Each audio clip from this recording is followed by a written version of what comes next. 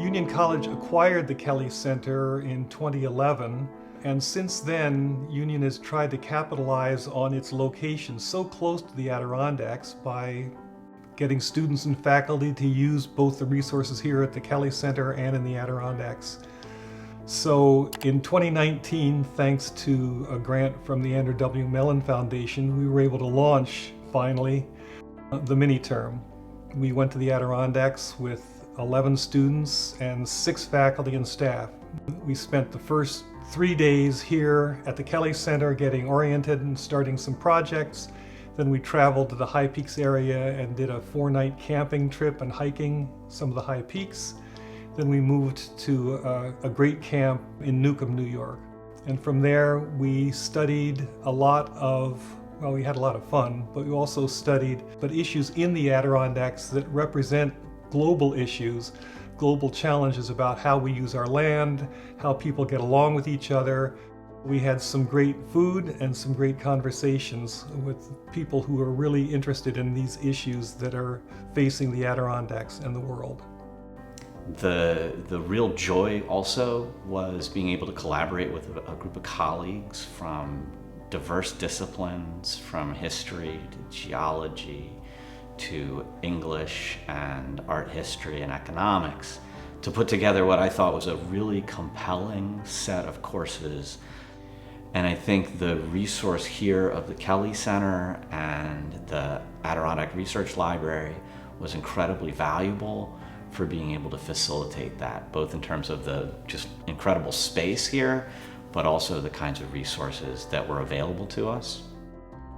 So the collections here go back to the 19th century and beyond. Were really started by Paul Schaefer. But one of the most accessible things was probably just historic photographs. So I think everyone can really relate to going on a family vacation or a trip and taking photos. So just starting with historical photos of people hiking in the mountains was a great way to engage students. I know on the trip they did a hike up Mount Joe.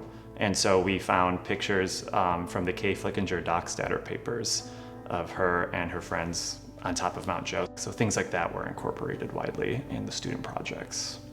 I would say that some sort of reflection on the mini-term, what I learned, the experiences that I had, comes up at least once a week since we went. What I really liked about the mini-term was that it brought students together from different aspects of Union's spheres. It was both the community aspect of Union together and being able to appreciate new parts of the park that I've never been able to experience beforehand. During the mini-term, I worked with a couple of fellow peers on the housing crisis in the Adirondacks. So I think all of that really helped me. That whole conservationist, preservationist mindset of what the Adirondacks is and trying to preserve it and who should be there and what housing looks like with second homes versus the Airbnb industry and all of these different conflicts. That's something that's really interesting. And I think it also helped me with figuring out my thesis, because my thesis was also focused on diversity, but I added in that housing aspect as well. And I don't think I would have done that if it weren't for this mini-term and all I learned there. The Adirondack mini-term's really like nothing else I've done in my career here at the college. It's truly the most interdisciplinary teaching experience I've had.